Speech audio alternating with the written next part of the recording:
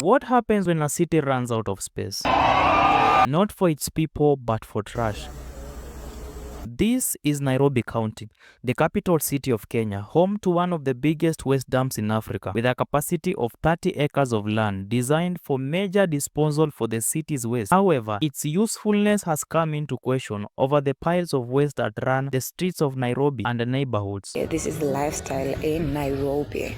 What is really happening? Inside the City series episode 2, I investigated Nairobi garbage problem and why the garbage won't go away despite its revenue of 12.1 billion as of June 30th, 2024. Nairobi produces 2 to 3,000 tons of trash every single day, but only a third is collected based on the UNEP report. The rest ends up in illegal dams, rivers, roadsides, or even burning in open spaces. The city's main dumping Dandora landfill was declared full back in 2001, but 2 decades later is still being used, holding over 1.8 tons of garbage, which have expanded to surrounding neighborhoods like Kariobangi, Babadogo, Maringo, and Korogosho, which have led to environmental hazards like water pollution, health problems, and soil contamination.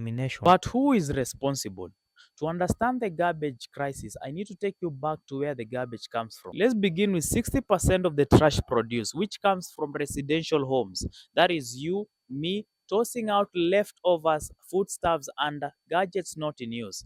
The other 40% comes from market, businesses, and institutions like schools and hospitals. Once the trash is dumped outside a home or business, it is collected either by Nairobi County garbage trucks or private collectors, where it is expected to be transported to the depot. And this may sound so simple to many, but this is only possible in theory. Nairobi County only collects 45% of the garbage, while the rest of the city either depend on informal waste collectors or community youth groups who at times work with no supervision and end up dumping most of it in rivers or beside the roads. And although the county has issued warnings to revoke licenses on these farms, a lot hasn't changed. But why can't the government just make farm laws? 2017, the government banned the use, manufacture, and importation of plastic carrier bags, including nylon papers, but visiting our market today, mama mbogas and small businesses are still using them to pack food and goods. Where do they come from?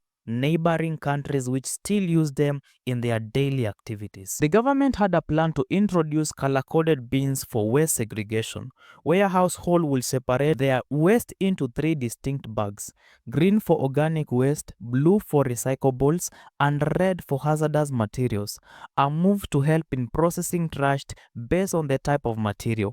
But lack of strong political will made it only possible on paper. During COVID-19 pandemic, the government had introduced the Kazimtani initiative, where young men will clean the city and get paid, but later it was abolished by the former deputy president as he termed it outdated, citing the housing program will create more job opportunities. See, the problem we have is that the waste crisis is not just rush, it is a system problem.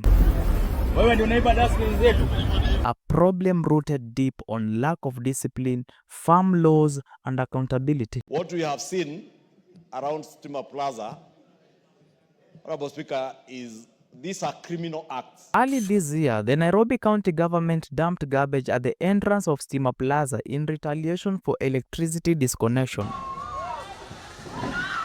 And although they issued a public apology, it didn't go as much as setting a good example. They did a big mistake. Mimi naomba msamaha kwa niaba yao. Mambo kama hayo haitarudia tena.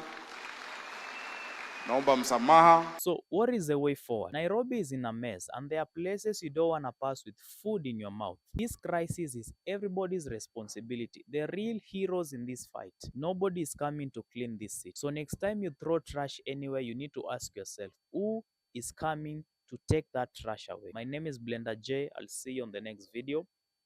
Peace.